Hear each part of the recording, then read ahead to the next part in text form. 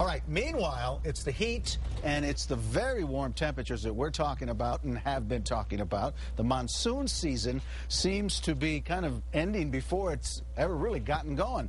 84 is the current reading, east-northeast winds at about 3 miles an hour, and the relative humidity is down to 12%. So it is dry. Temperatures are in the 70s and 80s in the northern mountains, 80s out west, 80s and 90s, though, from Raton at Tucumcari, low to mid-90s from Carlsbad to Hobbs, and then back into the southwest.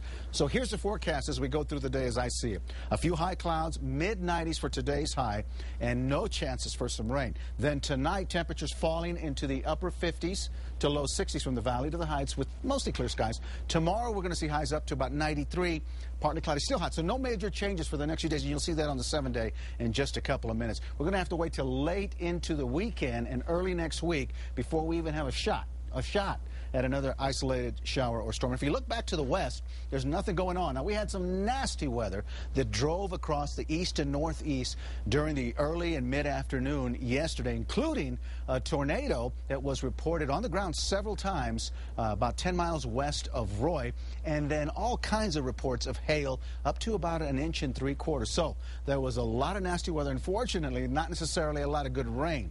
And that severe storm was prompted by the dry winds and then all that lift coming off the mountains and all the moisture that's available across the eastern part of the state. You see the radar, you see all the showers and storms moving away.